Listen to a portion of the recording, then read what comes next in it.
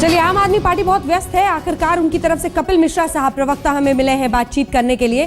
कपिल मिश्रा साहब, सीधे आप ही का रुख करते हुए आपसे एक सीधा सवाल, और वो सवाल ये कि जिस तरह से आज आपके कार्यकर्ता वहां पर उग्र हुए हैं, खबर ऐसी भी आई है कि संजय सिंह को उन्हें रोकना पड़ा, जबरन चिल्लाना पड़ा, चीखना पड़ा उन पर कि आप नियंत्रण में रहिए। आपको नहीं लगता है कि जो जगह, जो वक्त आपने चुना है वो इस देश के लोकतंत्र का अपमान है, और आप लोगों को नए सिरे से ये सोचना होगा कि आखिर आप लोग किस दिशा में बढ़ रहे हैं? अगर अराजकता फैलाना ही आपका कर्तव्य है, जैसा कि अरविंद केजरीवाल कहते हैं, अगर 4000 पुलिस वालों की वहां पर नियुक्ति की जाती है सिर्फ आप लोगों को संभालने के लिए, 26 जनवरी के पहले यह किया जाता है, विधानसभा में जो होना चाहिए दिल्ली पुलिस को आपके अंडर लाने के लिए वो यहां पर सड़क पर किया जाता है, अगर जर्नलिस्टों पर वहां पर अटैक होता है, तो जवाबदेही सिर्फ केंद्र सरकार की तरफ उंगली करके आप लोग नहीं बच पाएंगे।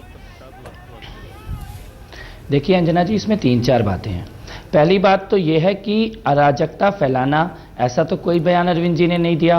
अरविंद जी ने ये कहा, उन्होंने ये कहा हाँ, कि अगर आप मुझे अनार्किस्ट कहते हैं तो हाँ मैं अनार्किस्ट हूं, शब्द बाय शब्द मैंने कह दिया आपको। अगर जो हम कर रहे हैं, जनता के बीच में जा रहे हैं, एक मुख्यमंत्री सड़क पर सोता है, एक कानून मंत्री जनता की मांग पर रात को निकलता है, अगर इसको आप अनार्की कहते हैं तो ये तो हिंदुस्तान में हमेशा होना चाहिए था। इसमें किसी ने कोई कानून तो नहीं तोड़ा, किसी ने किसी व्यवस्था का उल्लंघन तो नहीं किया। अब दिल्ली के अंदर एक बच्ची को जिंदा जला दिया जाता है, एक बलात्कार हो जाता है, एक ड्रग और सेक्स रैकेट पकड़ा जाता है और पुलिस कुछ नहीं करती। मुख्यमंत्री कमिश्नर के पास जाते हैं, एलजी के पास जाते हैं। तो अगर आपको दिल्ली पुलिस चाहिए तो इसके लिए आपको सरकार से कदम उठवाने होंगे ना। आप असेंबली में जाकर प्रस्ताव लाइए, फिर आप केंद्र पर दबाव बनाइए। केंद्र पर दबाव डालने के लिए आप इस तरह से, अरे सर आपको पता है आप जहां पर आंदोलन कर रहे हैं उसकी एक दीवार संसद से लगी हुई है।